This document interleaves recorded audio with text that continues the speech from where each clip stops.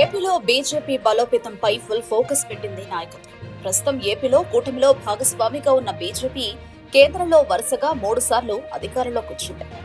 ఏపీలో బీజేపీకి సీట్లతో పాటు ఓట్లు పెరిగాయి. దీనిని మరింతగా మెరుగుపరుచుకునేందుకు గాను నాయకత్వం దృష్టి పెట్టింది. అందుకే నెల చివరి వారంలో ప్రాంతాల వారీగా శిక్షణ శిబిరాలను ప్రారంభించింది. తద్వారా స్థానిక సంస్థల ఎన్నికలకు పార్టీ శ్రేణులకు సిద్ధం చేస్తున్నట్లు అవుతుంది. ఒకవైపు కూటమిగా ఉంటూనే పార్టీ బలోపేతంపై దృష్టి పెట్టారు అధ్యక్షుడు వివిఎన్ మాధవ్. కొద్ది నెలల కిందట ఆయన అధ్యక్షుడిగా నియమితులయ్యారు. అయితే ఆశించిన స్థాయిలో బీజేపీ కార్యక్రమాలు నడవడం లేదన్న విమర్శ ఉంది. దానికి చెక్ చెబుతూ ఇప్పుడు శిక్షణ శిబిరాలను ప్రారంభించనున్నారు మాధవ్. ప్రస్తుతం బీజేపీకి ఏపీలో గణనీయమైన ప్రాతినిధ్యం ఉంది. 3 ఎంపీలతో పాటు 8 మంది ఎమ్మెల్యేలు ఉన్నారు. ఒక కేంద్ర మంత్రితో పాటు ఒక రాష్ట్ర మంత్రి కూడా ఉన్నారు. ఆపై రాజ్యసభ సభ్యులతో పాటు ఎమ్మెల్సీలు సైతం ఉన్నారు.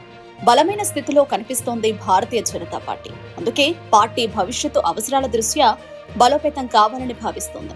వచ్చే ఎన్నికల నాటికి ఓటు షేర్తో పాటు సీట్ల సంఖ్య పెంచుకోవాలని చూస్తోంది. అందుకు తగ్గట్టుగా బలం మరింతగా విస్తృతం చేసుకోవాలని భావిస్తోంది.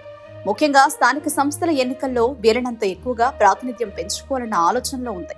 అందుకే శిక్షణ శిబిరాలు ఎంతగానో దోహదం చేస్తాయని అభిప్రాయపడుతోంది భారతీయ జనతా పార్టీ. 2024 ఎన్నికల్లో తెలుగుదేశం పార్టీ జనసేనతో కలిసి పోటీ చేసింది బీజేపీ.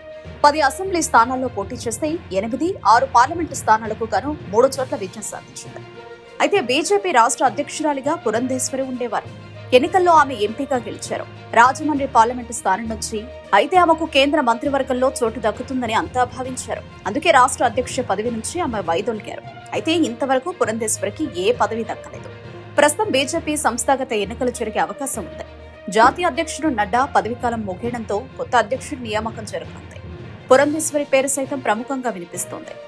అయితే కేంద్ర మంత్రివర్గంలో కొందరికి చోటు దక్కే అవకాశం ఉంది. ఏపీ నుంచి రాష్ట్ర మంత్రివర్గంలో సైతం మరో మంత్రి పదవిచ్చే అవకాశం కనిపిస్తోంది.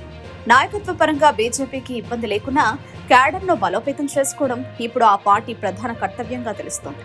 అందుకే బీజేపీ శిక్షణ శిబిరాలను ఏర్పాటు చేస్తున్నట్లు ఆ పార్టీ వర్గాలు చెబుతున్నాయి.